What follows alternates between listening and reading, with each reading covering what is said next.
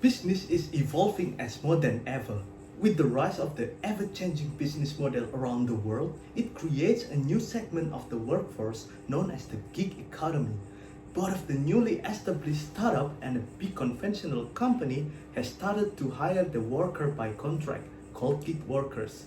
This phenomenon caused a paradox for the workers, a choice between the freedom to choose what they wanted to do and the income's instability they would earn, as Patrick Ashford and Wisniewski said.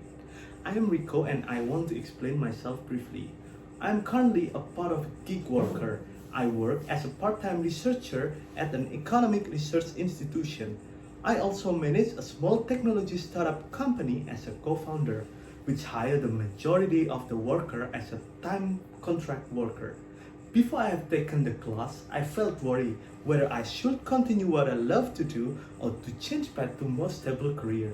However, two of the concepts I have learned in the past 10 weeks have transformed me to become someone ready to sail in the uncertainty of the gig economy. In case analysis workshop, we discussed the application of frameworks and theory in a specific case from companies which are relevant until today. As the Janice conclude in the week 6 lecture, we learned the importance of stakeholder view to run the business in the long run. According to the duty framework by Zackham and Palmer, firms must do the right things to all of their stakeholders. In this case, I would restate the importance of the duty to the employee. An employer should provide meaningful work for their worker. Before, I did not really consider my contract worker as an integral part of the company itself. I hired them as a gig worker to cut the operational cost. What I have not done is providing the worker with their need for meaningful work. As particularly et al. Explained, gig workers need 4 types of connection which help them enduring the hurdle of the work and gaining extra motivation from their freedom. They need to have a unique workspace which represents themselves, a work routine, a platform to socialize with people, and getting to know what they mean to do. After I learned about the duty framework, I changed my treatment to the contract worker I hired. I began to give them the workspace that they could alter. When a shift of workers is doing their work remotely from home, we establish a weekly virtual gathering to provide them with a place to socialize. We also provide them with tasks that fit their expertise. I know that the expected result would not be instant, but I hope that by giving those treatment, their work would be more meaningful for them.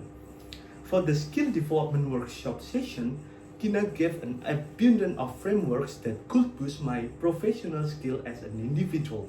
Personally, a new concept that changed me a lot is the cultural humility in SDW class week 7. It brought sense to me that we live in a diverse environment and we have to acknowledge that there is a plenty of other culture which could differ from our own. Cultural humility also teaches us that we have to stay humble and be critical of our own cultural bias. With a deep understanding of cultural humility, I could successfully run a business in a foreign country.